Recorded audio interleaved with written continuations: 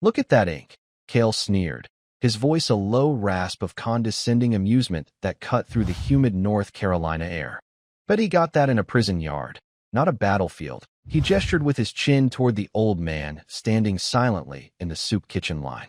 The man's worn flannel sleeve was rolled up just enough to reveal a faded tattoo on a weathered forearm, a curious design of a coiled serpent wrapped around a downward-pointing sword. It was a murky gray-green, the lines blurred by decades of sun and toil. Mason, Cale's ever-present echo, chuckled on cue. Probably for stealing a bottle of Ripple, right? A real war hero, the third man, Reese, remained quiet, his gaze lingering on the old man with a flicker of unease rather than mockery. They stood apart, three titans in civilian clothes, their sculpted physiques and predatory stillness marking them as something other than the usual Fayetteville locals. They were Delta, the tip of the spear, and their arrogance was as much a part of their uniform as the classified gear they used in the dark corners of the world. The old man, Silas, didn't react. He stood with a peculiar stillness, his back straight, his shoulders squared despite the stoop of his age. He seemed to absorb the insults like a stone absorbing rain, giving no sign he had even heard them. His focus was on the steam rising from the large pot of stew, his expression placid, almost vacant. But his eyes, deep-set and pale, were not vacant at all. They held a chillingly distant quality, as if he were looking through the park, through the town, and into a memory a half-century old. The world around him was merely a suggestion, a thin veil over the more potent reality that lived behind his gaze. Cale, however, saw only a target for his boredom. He saw a nameless, homeless veteran, another piece of human debris cluttering the edges of the proud military town that served as their kingdom. The tattoo was an anomaly, a question he felt entitled to answer with ridicule. He saw weakness in the man's silence, a confirmation of his own superiority. Their boredom metastasized into a cruel game. The three operators sauntered over, their movements synchronized and intimidating. They flanked the old man, casting long shadows over him in the afternoon sun. "Hey, old man," Cale began, his voice laced with false cordiality. "That's some interesting artwork you've got there. What's the story? You win that in a bar fight." Silas turned his head slowly, his gaze moving from Cale to Mason and then to Reese, assessing them with an unnerving economy of motion. His eyes weren't angry or fearful. They were analytical, as if he were calculating trajectories and threat levels. After a moment of silence that felt heavier than any shouted reply, he spoke. His voice was gravelly, low, and used with the parsimony of a man who knows the value of every word. "It's old," he said. That was all. The simple statement, devoid of deference or explanation, acted like fuel on the fire of Cale's ego. He had expected a story, a lie, perhaps a flash of fear. He received nothing but a quiet fact. "Old. Yeah, we can see that," Mason chimed in, stepping closer. "But what's it for? You in some kind of forgotten biker gang? The ancient serpents." They laughed, a harsh, barking sound that drew glances from others in the line. The volunteers in the soup bin looked on nervously, unsure how to handle three men who radiated such palpable danger. Silas simply turned his attention back to the front of the line, a silent dismissal more profound than any insult. He was an island of calm in a sea of their making, and his refusal to be drawn into their storm only made them more determined to wreck him upon its shores. Reese shifted his weight, a knot of discomfort tightening in his gut. This felt wrong. There was a dignity in the old man's bearing, a self-contained power that their ridicule couldn't seem to penetrate. It was like throwing pebbles at a mountain. Not far away, leaning against an oak tree and waiting for a bus back to the barracks, sat Sergeant Evans. He wasn't Delta. He was a ranger, young but seasoned enough to recognize the difference between manufactured toughness and the real thing. He watched the interaction with a growing sense of professional curiosity that quickly soured into disgust. He saw what the Delta operators, blinded by their own prestige, could not. He saw the way Silas stood, not with the slouch of the downtrodden, but with a perfect, ingrained posture of parade rest, his weight evenly distributed, his hands clasped behind his back when not at his sides. It was a stance so natural he was likely unaware of it. Evans noticed the old man's hands. They were gnarled with age, yes, but the knuckles were thick. The grip he held on the strap of his worn canvas bag was firm and precise. These were not the hands of a lifelong vagrant. They were the hands of a man who had known discipline and hard purpose. Most telling was the way Silas's eyes moved. They didn't just look, they scanned. A constant, subtle sweep of his surroundings, clocking the exits, the high ground of the nearby library roof, the positions of the three men encircling him. It was the unconscious, unbreakable habit of a soldier who had spent a lifetime assessing threats. Evans had seen that look before, in the eyes of his own legendary instructors at Ranger School, old-timers who had seen hell and brought pieces of it back in their gaze. Then his eyes fell on the tattoo. The coiled serpent, the downward sword. A flicker of something stirred in his memory, a half-forgotten image from a classified history briefing on the origins of U.S. Special Operations. It was a symbol he'd seen once, on a grainy black-and-white photograph in a file that was supposed to have been destroyed. This wasn't a prison tattoo. This wasn't a biker emblem. It was something else entirely. Something sacred. Something dangerous. The confrontation reached its apex. Cale, his patience worn thin by the old man's stoicism, broke a cardinal rule.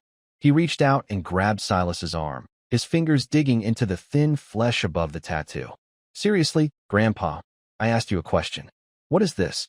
The air crackled. The casual mockery had now escalated to physical assault. The park seemed to hold its breath. The soup kitchen volunteer took a step forward, her voice trembling. "Sir, please, leave him alone." Cale shot her a look that could curdle milk. "Mind your own business, lady. We're just having a conversation with our friend here." But Silas did not flinch. He did not recoil. A profound and terrible stillness settled over him, the calm at the very center of a hurricane. His pale eyes locked onto Cale's, and for the first time, the operator saw something flicker in their depths. Not fear, but a cold, lethal focus. The temperature seemed to drop several degrees. "You should let go of my arm," Silas said. The words were not a request. They were a statement of fact, delivered with the flat, emotionless authority of a man giving a final warning before unleashing devastating violence. The quiet power in his voice was so absolute that it momentarily stunned Cale into silence. For a split second, Cale felt a primal jolt of fear, a warning from the deepest part of his lizard brain that he was touching something he should not. But his pride, his arrogance, and the presence of his teammates overrode the instinct. He scoffed, tightening his grip. "Or what? You gonna hit me with your cane, old-timer?" He shoved the arm away, a final act of dominance. Silas stumbled back a step, catching his balance with the grace of a cat. He said nothing more. He simply watched, his face an unreadable mask, as if waiting for a sequence of events he had already foreseen. Sergeant Evans had seen enough. He couldn't physically intervene against 3 Tier 1 operators without ending his career and likely a hospital stay, but he was a ranger. They were taught to be thinkers, to find another way. He slipped his phone from his pocket, keeping his body angled away from the confrontation. His fingers moved with practiced speed. He had a lifeline, a mentor he trusted implicitly, Command Sergeant Major Davies at SOCOM headquarters. Evans discreetly snapped a photo of the scene, capturing the 3 operators looming over the old man. He then zoomed in as best he could, taking a slightly blurry but clear enough image of the tattoo on Silas's arm. He attached the 2 pictures to a text message. His thumb hovered over the screen as he composed the words, choosing them carefully. CSM. At Fayetteville Community Park, Southgate. 3 operators, believe their CAG, are harassing a homeless vet. But something is off. See attached ink. My gut says this is wrong. Please advise. He hit send. The message shot into the ether, a digital flare fired from a battlefield of disrespect. Evans knew it was a long shot. The CSM was a busy man, overseeing the readiness of the most elite soldiers on the planet. He might not even see the text for hours. But Evans had done what he could. He had observed, he had assessed, and he had acted through the proper channels. He put his phone away and continued to watch, his heart pounding a nervous rhythm against his ribs. He was now more than a bystander. He was a witness, and he had just set in motion a chain of events whose conclusion he could not possibly predict. He just prayed he had done the right thing, for the sake of the old man whose quiet dignity seemed to be the only shield he had left. Miles away, In a sterile, air-conditioned office at the heart of the United States Special Operations Command, Command Sergeant Major Davies was reviewing personnel files when his phone buzzed. He glanced at it, saw the name Evans, and felt a mix of pride and curiosity. The kid was sharp, one of the best to come out of the 75th in years. He opened the text. His eyes scanned the words, then locked onto the attached photos. He swiped to the close-up of the tattoo. The world fell away. The files on his desk, the hum of the computer, the muffled sounds of the bass outside, it all vanished. His blood ran cold. He zoomed in, his thumb trembling slightly. The serpent, the sword. It was unmistakable. It was a ghost. A symbol from a story that was told only in hushed, reverent whispers in the most secret of circles. A sigil from a unit that officially never existed, whose records were ash, whose members were all listed on a black granite wall in Washington, D.C., their names followed by the date 1971. He stood up so fast his chair screeched back against the floor. He didn't text back. He didn't make a phone call. He walked out of his office, his face a mask of grim urgency, and strode down the hallway directly to the office of the commanding general of all U.S. Special Operations. He didn't knock. He opened the door and stood at attention. General McCraven, a man forged in the fires of a dozen shadow wars, looked up from a classified briefing, his expression a mixture of annoyance and concern at the breach of protocol. Sergeant Major? Davies simply held out his phone. Sir, you need to see this. Now, the general took the phone, his eyes narrowing as he focused on the image of the tattoo. His reaction was even more profound than the sergeant major's. The color drained from his face. He stood up slowly, his gaze fixed on the screen. Then he looked at Davies, his eyes wide with a mixture of disbelief and awe. Get my car, the general commanded, his voice a low, intense whisper. Get my honor guard. Now, back at the park, the atmosphere had grown uglier. Cale and his team were now trying to force Silas out of the line, treating him as a public nuisance. Move along, old-timer, Cale said, his voice hard. You're done here. Go find another place to loiter. The soup kitchen volunteer protested again, but Mason cut her off with a sharp gesture. The scene was poised to turn even nastier when a new sound sliced through the air. It wasn't the familiar chirp of a police car. It was the commanding, multi-toned wail of a military escort. Heads turned. Two black, government-plated SUVs, led by two military police vehicles with lights flashing, screeched to a halt at the curb, their tires barking on the asphalt. The park fell into a sudden, shocked silence. Doors of the lead SUV opened with practiced efficiency. Out stepped two soldiers in immaculate dress blues, their rifles held at present arms. Then, from the back door, emerged a figure who seemed to suck all the oxygen out of the air around him. For stars glittered on the collar of his uniform. General McCraven. He stood for a moment, his flinty eyes surveying the scene, his jaw set like granite. Beside him, Command Sergeant Major Davies stood like a statue of righteous fury. Cale, Mason, and Reese froze. Their brains, hardwired by years of training, instantly recognized the rank. Their arrogance, their swagger, their perceived dominance, it all shattered like glass. Instinct took over. They snapped to attention, their bodies ramrod straight, their eyes locked forward, their minds reeling in a panicked torrent of confusion and terror. What in God's name was happening? Why was the commander of SOCOM here, in this park, looking like he was about to declare war? The general's gaze swept past the three petrified operators as if they were nothing more than scenery. His eyes, burning with an intensity that could melt steel, were fixed on one person and one person only, the old man in the flannel shirt. He began to walk, his polished boots clicking on the pavement with a sound like a judge's gavel. Each step was deliberate, measured, and filled with a purpose that silenced the entire park. He walked past the soup van, past the line of homeless men and women, and did not stop until he was standing a single foot in front of Silas. The three operators dared not move, their blood turning to ice water in their veins. The general looked at the old man, his expression softening from fury to something else entirely, a deep, profound, and unmistakable reverence. He gently gestured toward Silas's arm. "May I?" he asked, his voice quiet and respectful.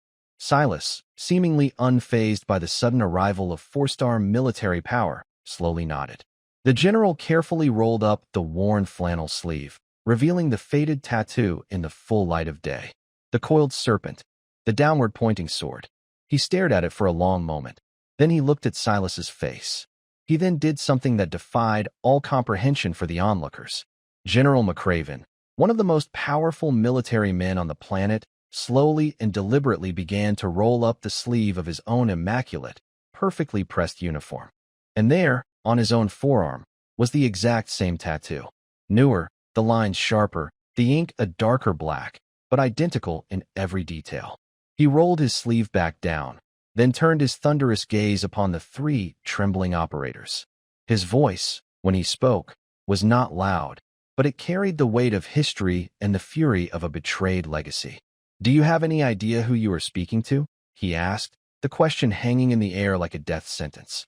He didn't wait for an answer they could not possibly provide. "That symbol," the general began, his voice a low, controlled storm of righteous anger, "is the mark of MCCD, Project Chimera. It was a precursor to the unit you now serve in. A ghost unit that operated deep inside Laos, Cambodia, and North Vietnam from 1968 to 1971. They were tasked with missions so dangerous, so politically sensitive, that their existence was denied by our own government. They were not issued dog tags. Their names were scrubbed from all official records. When they died, they were listed as being killed in training accidents or car crashes. There were only 12 of them. 12-inch the general took a step closer to the operators, his eyes boring into Kale's. They were the progenitors. The men who wrote the book on unconventional warfare with their own blood. They did things you read about in classified files and assume are exaggerations. They are not. Of those 12, 10 were killed in action. The program was shut down in 71, and the 2 survivors were listed as Kia along with the rest to maintain the program's secrecy for good. They were ghosts, erased from history for the sake of national security." He paused, letting the weight of his words settle. The park was so quiet you could hear the flutter of a pigeon's wings from 100 feet away. He then turned and pointed a single, trembling finger at the old man. "This man," he said, his voice cracking with an emotion that was equal parts fury and awe, "is Sergeant Major Silas Kane. He is not just a member of Project Chimera. He is one of the 2 founding members. He is a legend that you are not fit to speak his name, let alone lay your filthy hands on him. The skills you boast, the tactics you employ, the very reason our unit exists, were born from his sacrifice in jungles you can't even imagine. You stand in the shadow of a giant, and you are too arrogant and too ignorant to even realize you are in the dark." The general turned his back on the disgraced operators, his dismissal of them absolute. He faced Silas again, and every ounce of anger drained from his posture, replaced by a humility that was breathtaking to witness. He drew himself up to his full, imposing height, his back ramrod straight. He raised his right hand to his brow and executed the sharpest, most heartfelt salute of his entire decorated career. It was a gesture of pure, unadulterated respect, a subordinate saluting a legend. "Sergeant Major Kane," the general said, his voice thick with emotion, his eyes locked on Silas's. "It is an honor." On cue, the command sergeant major snapped a salute of his own, his face a mask of solemn reverence. The 2 honor guards flanking them brought their rifles to present arms with a perfectly synchronized crack. Across the park, Sergeant Evans, who had watched the entire scene unfold with tears welling in his eyes, also raised his hand in a salute to the forgotten hero. The power dynamic in the park had not just shifted, it had been inverted with the force of a tectonic plate. Kale, Mason, and Reese stood frozen, their faces pale with a mixture of shame, horror, and a dawning, crushing understanding of what they had done.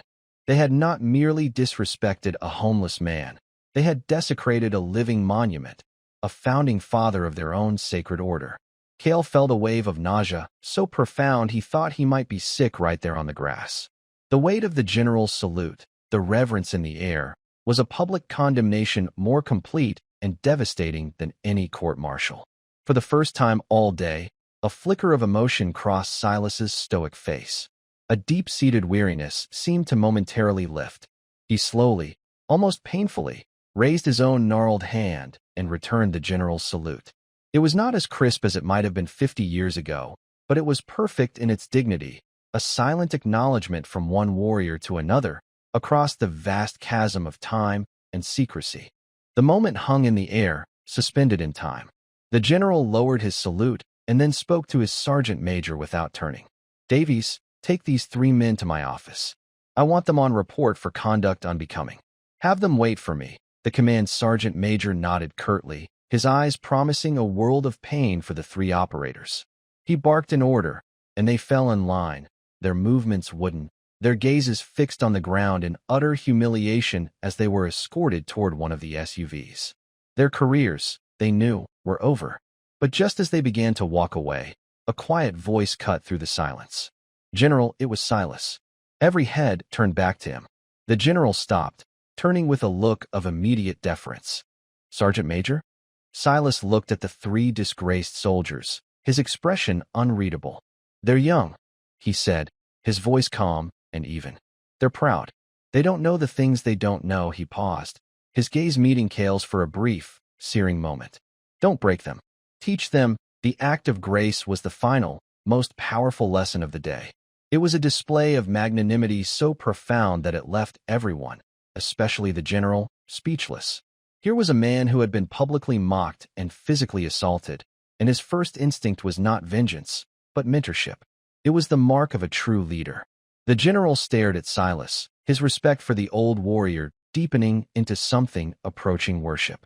He nodded slowly. "I will, Sergeant Major." "I will," he then offered. "Sir, let us take you somewhere. A hot meal, a place at the VA, anything you need." "It would be my honor." Silas simply shook his head, a faint, sad smile touching his lips. "I'm where I need to be, General." He turned, walked back to the soup van, and accepted a steaming cup from the still-stunned volunteer. He then found a quiet bench under the oak tree and sat down, a forgotten king reclaiming his simple throne. The general watched him for a long moment, then turned and departed, his entourage melting away as quickly as it had arrived. The park was left in a state of stunned silence, forever changed by the history that had briefly walked among them. Cale, Mason, and Reese were left with the unbearable weight of their shame, and the even heavier weight of the mercy they had been shown by the very man they had tried to destroy.